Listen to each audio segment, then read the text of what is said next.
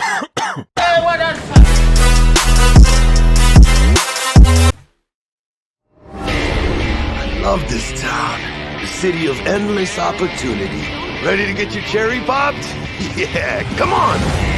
City like any other, just bigger. Nah, mano, not just any other city. Legends are born here. The major leagues. We're only here because Dex is pulling the strings. Doubt that puts us in the same league as them.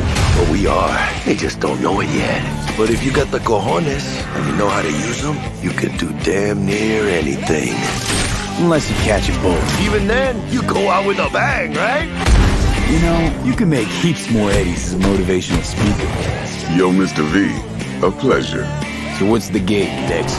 You meant to come out in one piece?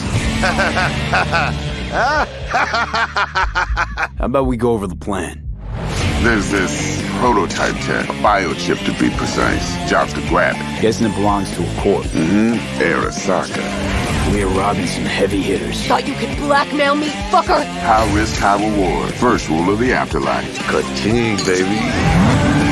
Goes without saying, we do this on the hush. Ideally, no bodies, not a one. Sounds simple enough. He's lit, assholes! Is it gonna be dangerous? Don't you worry, mi amor. We're bulletproof. Get your ass moving now! What the fuck just happened in there? Can't stop digging Night City. Fucking major leagues. Happy now, Jackie? Yep, that's fucking high! Time to bail! Oh my god, we're so fucked.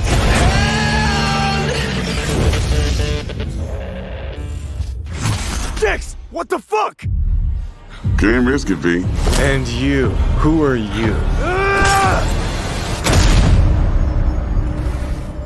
Fuck.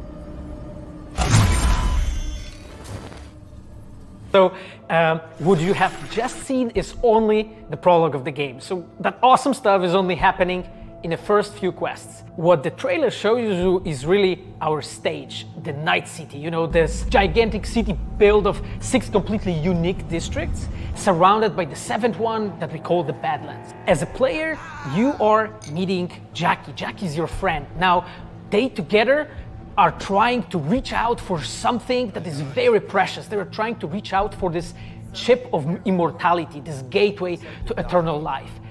Jackie introduces you to Fixer Dexter Deshawn. He's a very important person in the social ladder of Cyberpunk. He is able to provide the player with various jobs and contracts to be able to gather money, to be able to modify their bodies, push themselves to the limits, to put their hands on the chip. But as you can expect, not everything goes as planned, and but to see it, you will have to play the game. Mogs is one of the gangs that player is going to interact with throughout the game. The Mogs is the gang that has been formed in 2076 after death of Elizabeth Borden. She was called Lizzie. Now, she was an owner of a brothel and former sex worker, and she was protecting working guys and girls from harassment, from abuse, and the gang is really continuing her mission. And as a player, you are going to interact with that gang, meet multiple different NPCs, and craft your own relationship with them, and understand what they are all about. Okay, so the Badlands is this like dead, dried out space going around the whole Night City. And as a player, you'll be able to traverse that space in your car or motorcycle. This is a space that is inhabited by the nomads. Nomads are living in different families, and they are traveling across that space in convoys made out of the cars and motorcycles. And as a player, you'll be able to traverse and access different type of open world content that has been prepared specifically for you to get that awesome feel of the Badlands as an area. He has been introduced in pen and paper in Cyberpunk 2020, is a fully converted cyborg. He was always a loyalist of Arasaka. And time has changed, and in 2077 he had to find his own space in Night City, but to find out you have to play the game. Surgeons, they are like a specific type of a job in the social ladder of Cyberpunk. They are accustomed and specialized in replacing limbs to the metal ones. They can basically update your body, enhance your body, change you into this walking war machine. And as a player, you are going to meet different kind of Reaper dogs in the game, craft your own relationship with them. Some of them are like important characters for a story. Through that, you will invest eddies that you're gathering to turn your body into this tool that allows you to survive on the streets of Night City.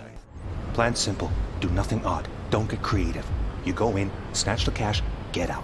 And we sell the BD to those psycho freaks from the studio. Got it. And remember, everything on full blast. They'll spot us extra for a wicked adrenaline high. Okay, on you go.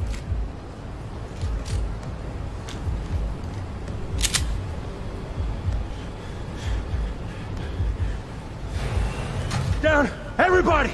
On the ground! I want to see you kissing the flooring! Money! Now! Or I will fucking drop you, I swear to God! Well, yeah, hey... now! Before I blow your fucking head off!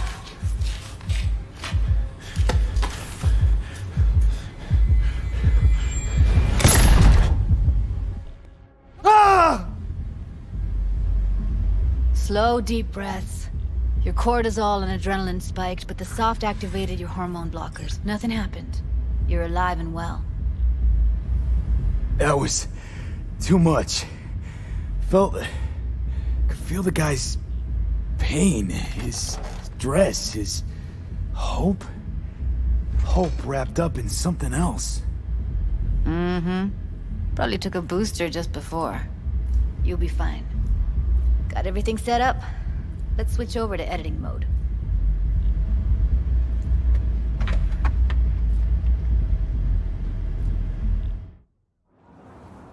I'll sever the link to the BD Roller's sensory array. You'll be able to look around freely. Whole scene's yours. Full cam control in analysis mode, so move around, zoom in and out, whatever else you come up with. Think of it as your own little sandbox. So, analysis mode, you control playback. Can even pause when you feel the need. Then you use the editor console to unpause. Try it. Plan simple. Do nothing odd. Don't get creative. You go in, snatch the cash, get out. And we sell the BD to those psycho freaks from the studio. Got it. Preem as hell, right? Well, that's not all. You can speed things up or rewind, whatever you like. Give it a try. Rewind. Roll it back to the top. Can I? All good. Neat. Now try fast forwarding a bit. Plan simple. Do nothing odd. Don't be creative. You go in, snatch the cash, get out. Okay. You can also reset the recording. That'll take you right back to the beginning. Try it. Now for some fun. This here's why you came in the first place. In analysis mode, you get to view and even scan details of the enviro recorded by the BD Roller. Focus on the heat, the gun this gonk gets from his buddy at the beginning. Now scan it. Plan simple. Do nothing odd. Don't get creative. You go in, snatch the cash, get out. And we sell the BD to those psycho freaks. And remember, okay, right here. Excellent. Let's move on. Now heads up. In analysis mode, you can ferret out background noise and conversations if the roller got close enough. This tech records everything, every little detail, even the sights and sounds the roller was never aware of. To see the sources of the recorded sensory signals, switch to the audio layer in the editor. Go ahead and try that now. Okay, good. Now you should see several sound signatures in the store. Choose one and hone in on it. Pack of 6, case of Brosif, and a couple of zappers. Okay. We have a deal today on 2 flavors. Cuddy and surf and everybody! So, any thoughts? Unbelievable. Seriously, like what's happening right next to me. Yeah, it's how BD recording implants work. They pick up everything, all the elements in the background. Then an editor tweaks them, makes them pop. Keep playing with the sound, explore it a bit. We'll move on when you get bored. I want to see you kissing the flooring! Money!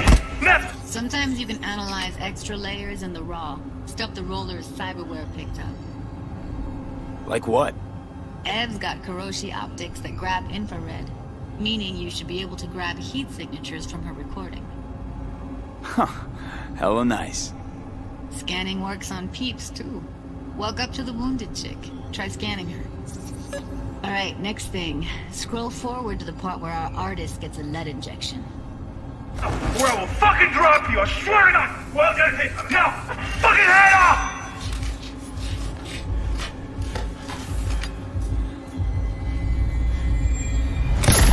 See that? They shot him and he never saw it coming. But you will. Here it comes. My favorite part of the game.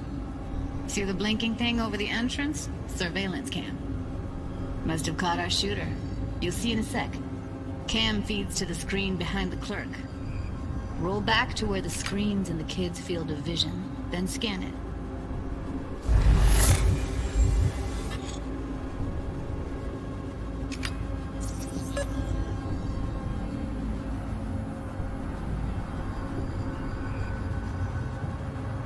His own Chumba shot him. Probably planned to all along. Must have got a nice slice of cred on the black market for a BD like this. BD freaks are ready to pay a preem for a real flatline. Anyway, if you've seen enough, you can exit.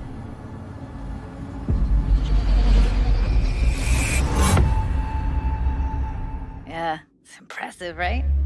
It's too bad most of the BDs we do here are only good for flogging the log. In the world of Cyberpunk 2077, Braindance was invented way back in the early 2000s at UC Santa Cruz.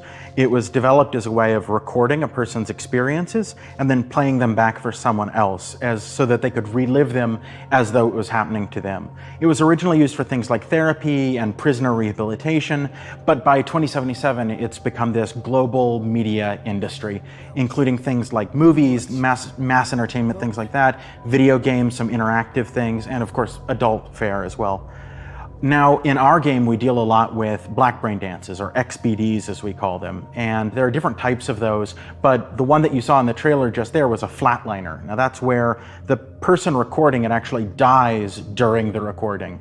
And it's popular with sort of an illicit kind of a thrill, but a mercenary can also use them for various things, and you'll see that in the game, of course. And from the gameplay perspective, we have been working a lot throughout last years trying to figure out the best way how to use the braindance in the game as a mechanics.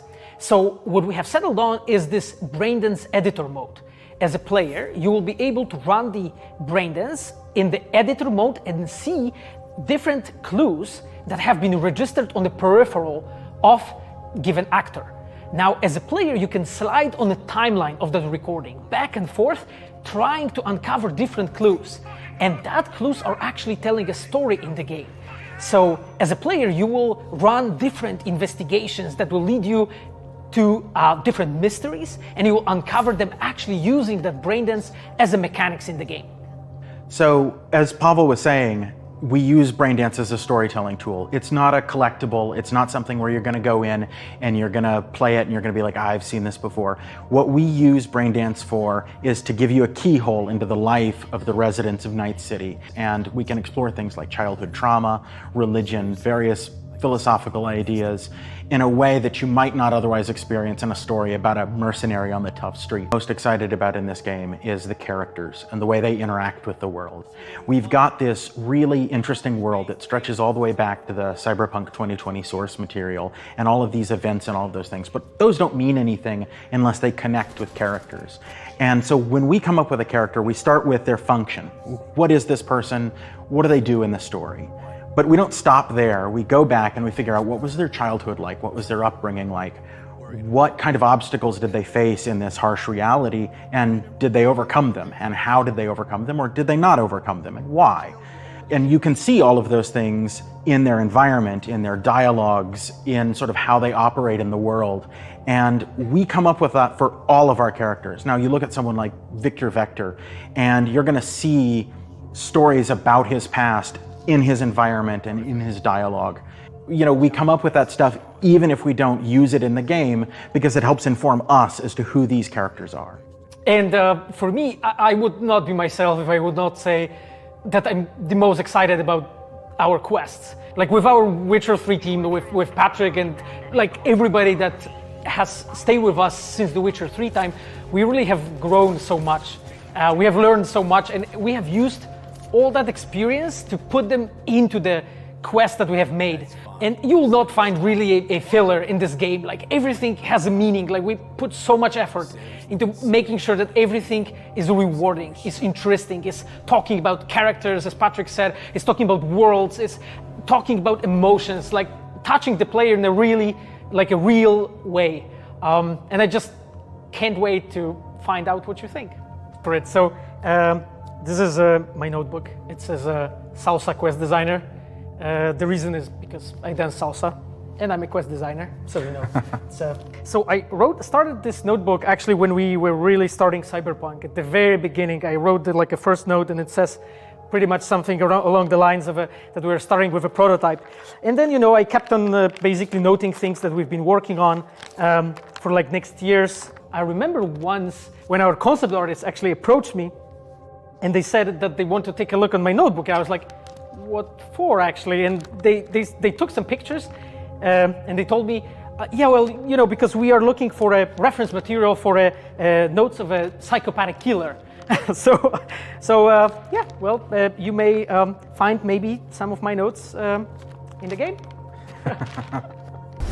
Earlier in this episode, I mentioned that media have been getting hands-on with the opening of Cyberpunk 2077, and they should be posting their impressions right about now.